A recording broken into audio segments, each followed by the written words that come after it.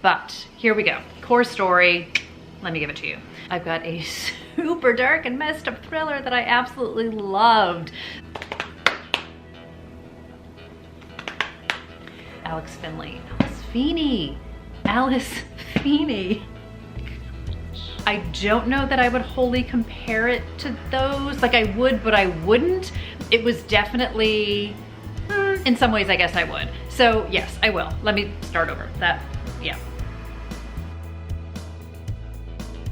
Hi everybody, it's Audrey and welcome back to Chapter and Converse. And welcome to, we're back to the regular routine, part one of what I read in the month of July. So I had an absolutely tremendous reading month, which I am so excited to talk to you guys about. And I'm also super excited to talk to you guys about Book of the Month, who is sponsoring today's video once again. So as you guys know, Book of the Month is an online book subscription service, and every month their team vets thousands of books. They curate a collection across genres. It's new release hardcovers, it's early release hardcovers, which I think is one of the coolest things because you can get your hands on a book long before the rest of the world, like Jennifer Hillier's Things We Do in the Dark, or You're Invited by Amanda J. Atisa. It's just the coolest thing. So definitely check them out. You can get your first box for just $9.99 using the code SIZZLE. So I will include the link down below to Book of the Month. Check that out as well. And also, have you guys checked out their podcast, Virtual Book Tour? You guys know I'm a podcast lover. You guys know I am obviously an avid reader, and I'm a writer, and they bring Book of the Month authors onto their podcast to talk about their writing process, their inspiration, just where they got started, anything and everything. And you guys, I saw on Jennifer Hillier's Instagram that she stopped by the Book of the Month offices when she was in New York promoting Things We Do in the Dark. So that's gonna be upcoming and I just can't wait. But in the meantime, you can listen to Julie Clark, you can listen to Catherine Center, you can listen to Kellye Garrett. Totally check it out. I will link to that down below as well. And check out Book of the Month. So this month I selected two books. I have When We Were Bright and Beautiful by Jillian Medoff and Girl Forgotten by Karin. So if you guys saw my August most anticipated books, boom, both of these were on there. So how cool that they're also both Book of the Month picks. So excited. So Karin first, if you guys are here for some darkness, if you guys are here for some investigation, this is for you. So we get dual timeline, this one, which I totally love. We get 1982 and then we get present day. I've been reading a few books from the 80s lately and loving them.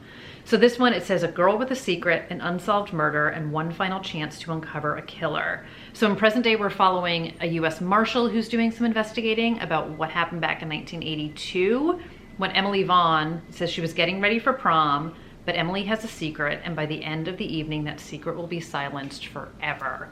So I have no doubt that Karin Slaughter is gonna pull me in and keep me hooked to the page, as she is apt to do. Super excited. And then in a slightly different family drama turn, we have the Jillian Medoff book, When We Were Bright and Beautiful. This is Upper East Side. I suspect this is a bit of rich people behaving badly, super family drama. And I love this line on the inside. It says, you can have everything and still not have enough. So this is the dark side of love, the limits of loyalty, and the high cost of truth. Ding, ding, ding. Anything set in New York City is totally a buzzword for me. I'm totally here for the family drama of it all, and I'm very excited for this book too. This will be a first time read of Jillian Medoff for me, and it's just, like I said, totally grabbed my attention, and I can't wait to see. Thank you again to Book of the Month for sponsoring today's video. As I said, all of the links are included down below. Definitely check out their podcast. It's great fun. And now, let's check out some of the books that I read in July. So the first book I read is Tell Me Everything by Cambria Brockman. And I bought this book a while ago. And I had read that it was the secret history for a new generation, which is like buzzword, buzzword, buzzword. Anything compared to the secret history, I am here for it. So admittedly, it's always like a trap too. I kind of went in with some expectation. This was also giving me very In My Dreams I Hold a Knife vibes by Ashley Winstead with the core story and the friend group. So I was just like totally invested. You guys know I'm obsessed with In My Dreams. And while this book definitely had, I would say, like feelings of both of those books, it's also very different in a lot of ways. But here we go. Core story, let me give it to you. So we are at an elite New England college, yay. And we have a co-ed group of friends, and we are meeting them senior year on this senior day kind of ritualistic jump that takes place at the college. So they are at Hawthorne College, and basically what people do is they kind of like jump off this cliff into the freezing cold water, which is just like Apparently something you do when you're up in Maine, I want to say they are, and it's January and you jump into the cold weather and you just go to a party afterwards. So what we find out at the beginning with this group of friends, and we are seeing everything from Malin's point of view, is that morning they start out, they're all together, and by that night they find out that they're not all still alive. So we wind up going backwards in time to freshman year and interspersed with senior day. So we very much get that, how they met, the building of the friend group, and then what's going on today. So again, very in my dreams in that sense about how we do the dual timelines. And this is definitely a much slower burn of a book. And I had a lot of questions because I wasn't quite sure sort of what we were leading up to. And it very much is one of those books where like anyone in the friend group could have died. You don't know who it is. And it's just sort of like, could be this person, could be that person. So it was like such a fun game and a puzzle trying to puzzle out who it could be. So as I said, we are seeing things through Malin's eyes, and she is definitely the one who is a little bit of the outsider. So again, that kind of secret history kind of a vibe, and again, the in my dreams kind of a vibe. And she has crafted this perfectly curated image of herself, which is threatened to be destroyed should all her secrets come out. Because of course she has secrets, and all of her friends have secrets too. And what starts as sort of this very fun freshman group of people, and they're partying and they're dating and they're hanging out, and they are just the inseparable group of people. As time goes by, things are obviously happening within the group. And I feel like this is so hard to talk about because I don't want to risk giving anything away. So this is very slow burn. There is such interesting sort of exploration of the friendships between them, about the betrayal, about sort of things not being what they appear. And I think sort of the dynamic between the friend group, especially as the years go on, is, you know, everything isn't what it was maybe on day one when they all met, or everything isn't necessarily what it seems, and everyone has secrets and complicated pasts and complicated presents. And I just very much enjoyed this book. So I would definitely say on the slower burn side. I think I've said it like 5 times already, but really, really well done. And it's one of those books that I feel like is still, like I'm still thinking about it, and I'm still thinking about Malin, and just even how the story was woven together and how the reveals happen. And I just thought it was really, really great. So I would highly recommend this one if you are a fan of that dark academia, especially with that complicated friend group. And again, past and present timelines. It's just everything I love in a book. And this is another one where I'm like, how did this sit on my shelf for so long? But picked it up, so glad I did. And yes, recommendation number 1 for the month. You guys, so good. So if you guys watched my August most anticipated releases, then you will know I am so excited for the Final Gambit to come out by Jennifer Lynn Barnes. So I did a reread of the Inheritance Games and of the Hawthorne Legacy. So the Final Gambit is book number 3, should be obvious. So I actually did a re-listen of both of these books. So this is a YA mystery, a little bit of romance, lots of puzzles, lots of twists, very Westing Games kind of a vibe, and I'm just completely obsessed. So last year I reread the Inheritance Games before Hawthorne Legacy came out, and now I've done both of them because even though I remember the core story, I still didn't remember all of the finer details, and at the end of the day, I just absolutely love these books, and I love Jennifer Lynn Barnes' writing. So I'm not going to give too much story about this because I don't want to ruin anything for you guys. But basically I would say, like, if you loved like Truly Devious or the Charlotte Holmes, Jamie Watson series by Brittany Cavallaro, like these are just such great books. Or if you've read anything else by Jennifer Lynn Barnes and you love her writing, can't go wrong with these. So the core of this story is we follow a teenager named Avery Grams. She is a junior in high school. And basically in book number 1, overnight, she goes from sleeping in her car. Her older half-sister is her guardian. Their dad basically walked out on them. Her mom has passed away, and they are scraping together to make ends meet in Connecticut. And Avery winds up getting a visit from a lawyer beckoning her to Texas because she has been named, she finds out when she gets to Texas, as the main heir in this billionaire Tobias Hawthorne's will. And the hitch is she's never met the man before, so she doesn't know. She's like very much like, why me? And his entire family, his daughters, his 4 grandsons are sort of like, why her? So it becomes a mystery of why Avery is the one that inherits everything, and also a bunch of people who are not completely jazzed about her inheriting things. So there's a little bit of life and danger vibes. And then it is, as I say, puzzles and riddles and mysteries. And it's just such delicious, great fun. So I had a very good time with both of these books. I highly recommend them. Again, I think they're super smart and clever.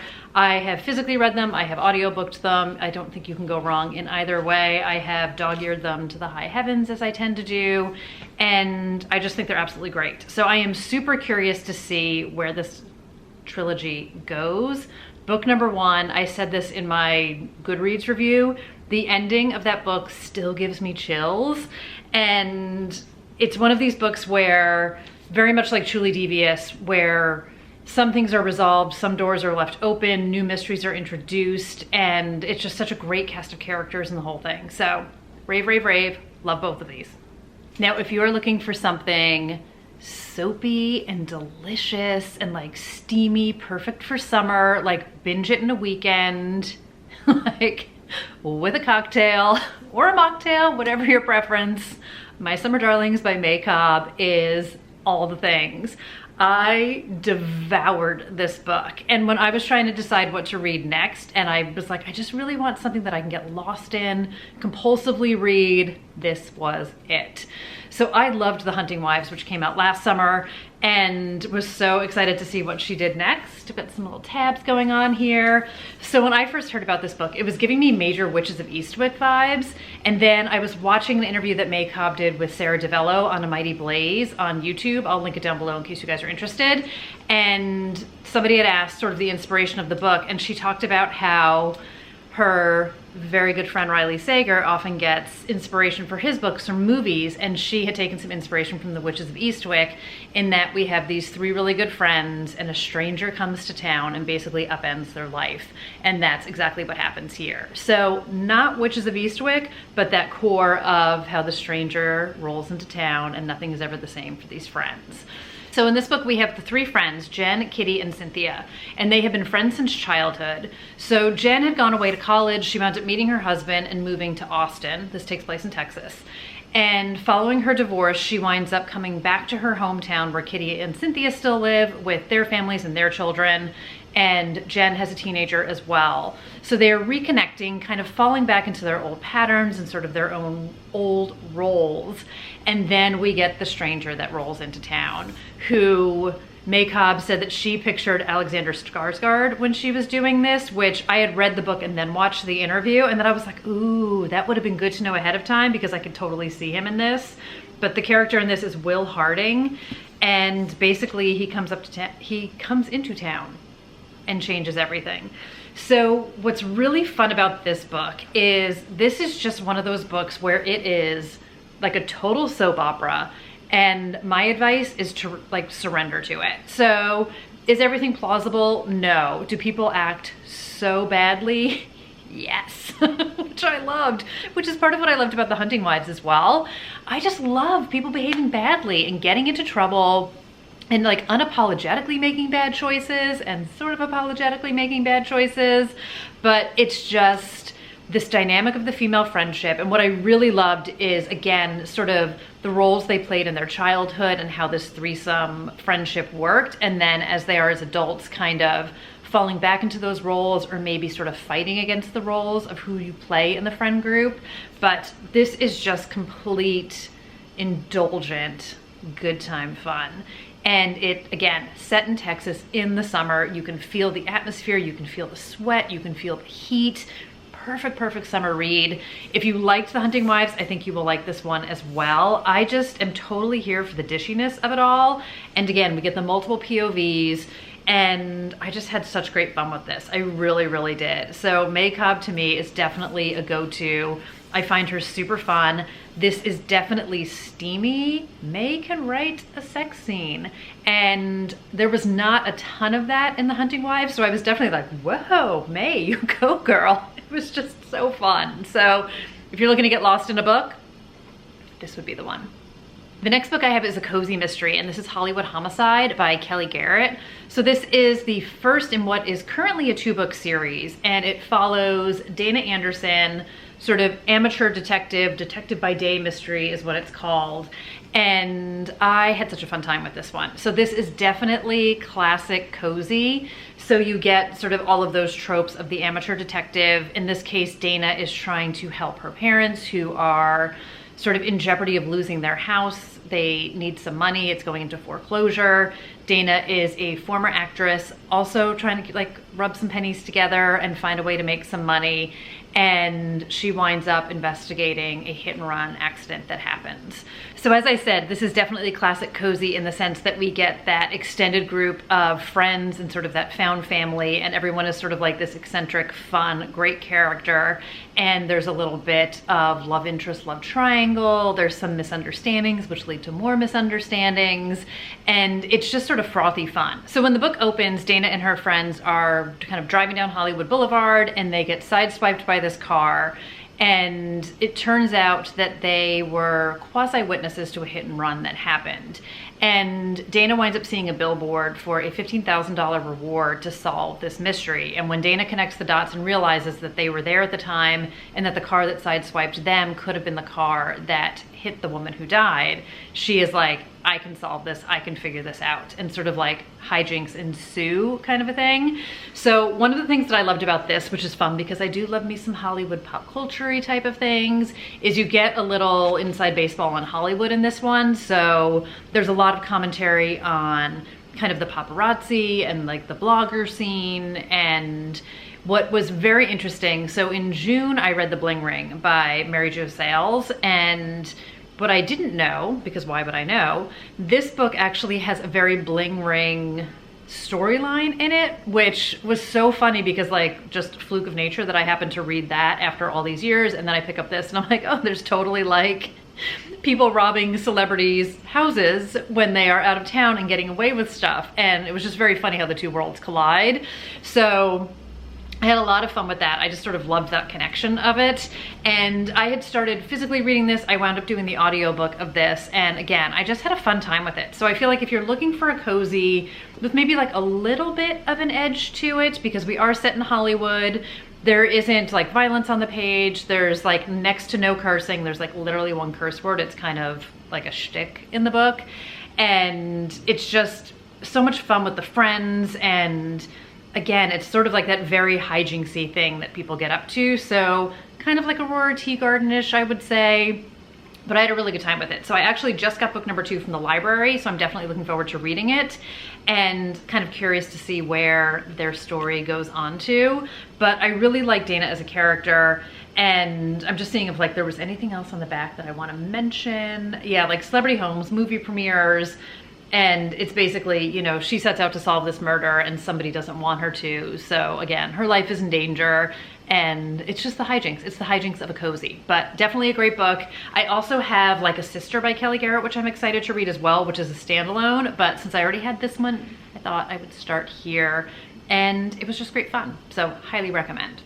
So that's gonna do it for part 1 of what I read in the month of July. And part 2, just for a little teaser for you guys of what's coming up next. I've got a romance that I completely loved and that made me laugh like mad. I have a nonfiction book that completely shook me to my core, super, super powerful. I have a thriller book that was so dark and messed up. It gave me everything I want out of life. So all of those and more to come. And thank you again also to Book of the Month for sponsoring today's video. Again, all the details are down below. So you can get your first book for $9.99 with the code SIZZLE. Use the links down below. Check out Virtual Book Tour. That Jennifer Hillier one is coming soon. I can't wait. And until next time, thank all of you guys for being here today and spending some of your time with me. Super appreciate it. You guys know. And if you liked this video, like it, subscribe. And if you are new here, thanks for hanging out too. And stay cool, you guys. Have a great day, and I will talk to you guys soon. Bye.